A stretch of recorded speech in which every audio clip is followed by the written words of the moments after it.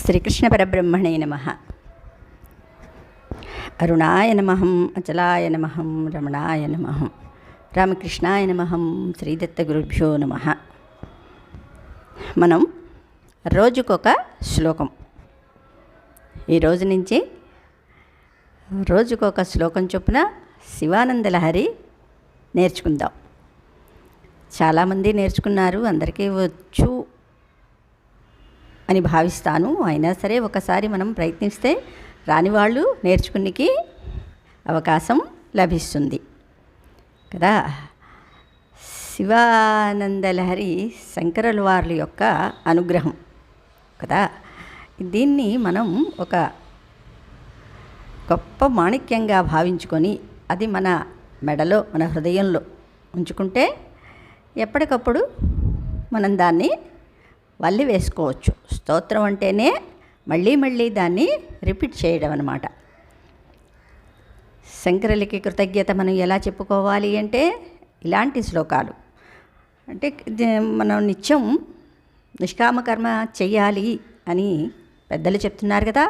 అలాగే నిష్కామకర్మ ఎలా చేయాలి అంటే ఇలా స్తోత్రాలు చదువుకుంటూ మనం పనులు చేసుకుంటూ ఉంటే అవి పరమేశ్వరుడికి అంకితం అయిపోతాయి, మనకి కర్మఫలం పడదు అంటారు పెద్దలు కదా.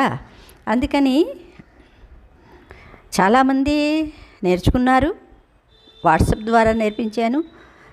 ఈసారి దీంట్లో చాలామందే పెట్టారు, మనం కూడా అందులో కొంత భాగాన్ని పంచుకుందాం. సరే, మొదటి శ్లోకం.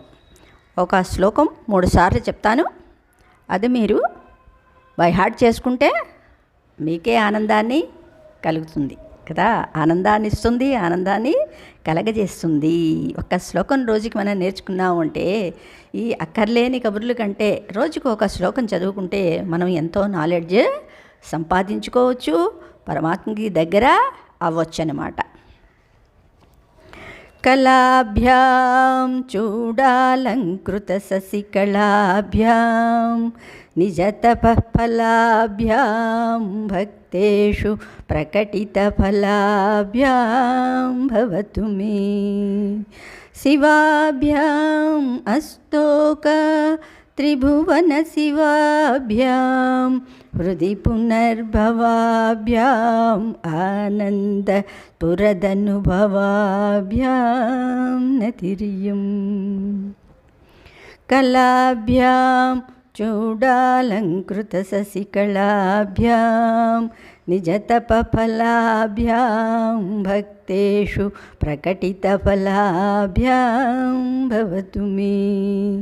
శివాభ్యాం అస్తోక త్రిభువన శివాభ్యాం హృది పునర్భవాభ్యాం ఆనంద పురదనుభవాభ్యాం నతిరియం.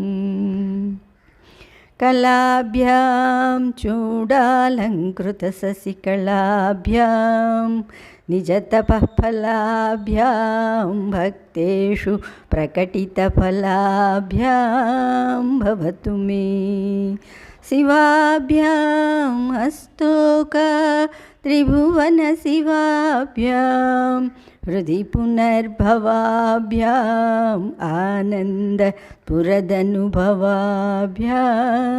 నతిరియం. శ్రీకృష్ణ పరబ్రహ్మణే నమః. ఇక్కడ మనం కొంచెం అర్థం చెప్పుకుందాం.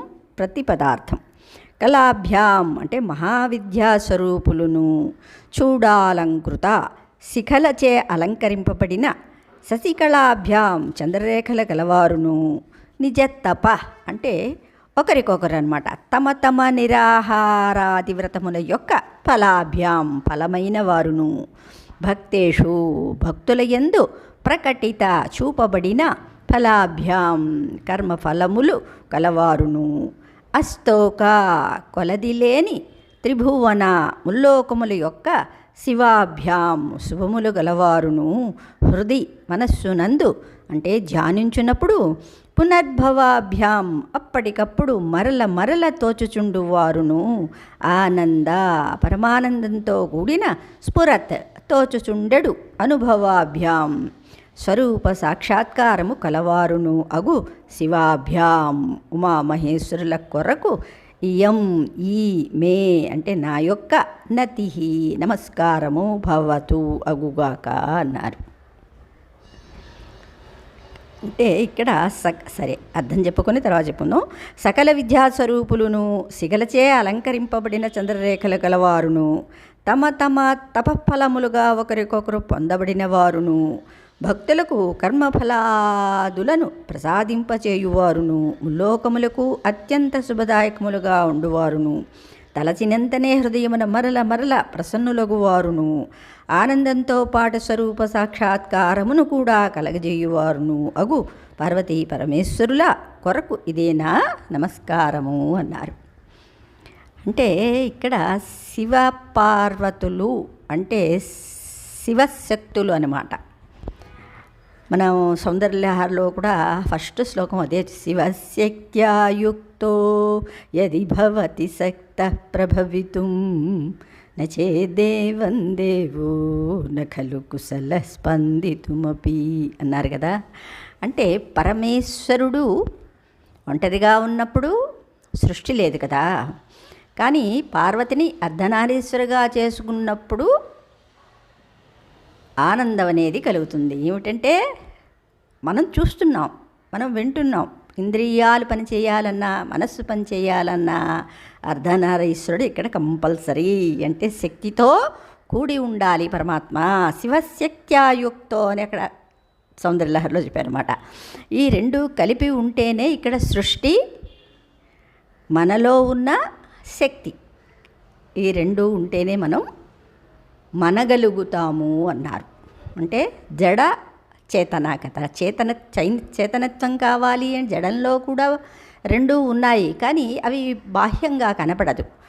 కానీ ఈ పశుపక్షాదులకి జంతువులకి మనకి జీవులంటే సరిపోతుంది, అన్నిటికీ కూడా వ్యక్తమవుతుందన్నమాట. అది ఎప్పుడూ శివశక్తి కలిసి ఉంటేనే కదా. ఇది ధ్యానంలోని మనకి ఆనందాన్ని కలిగిస్తుంది కదా. అంటే మన కర్మఫలాలకి సాక్షిగా ఉంటూ, సాక్షిత్వం లేదే కర్మఫలాలు పడవు. అందుకని మన కర్మఫలాల్ని మనం అనుభవించేటట్టుగా చెయ్యాలి అంటే అక్కడ పరమేశ్వరుడు సతీ సహితంగా ఉండాలి. సరే, ఇంతవరకు మనం ఇప్పుడు ఇంపార్టెంట్ ఏమిటి అంటే శ్లోకాలు బై హార్ట్ చెయ్యటం. ఈ కొత్త సంవత్సరంలో మనం రోజుకొక శ్లోకాన్ని బై హార్ట్ చేస్తామని మంచి దృఢ నిశ్చయం చేసుకోండి. ఎంతమంది బై హార్ట్ చేస్తున్నారు అనేది నాకు కూడా చెప్తే, సిగ్నల్స్ ఉన్నాయి కదా, అలాగా నేను కూడా ఆనందిస్తాను. శ్రీకృష్ణ పరబ్రహ్మణే నమః.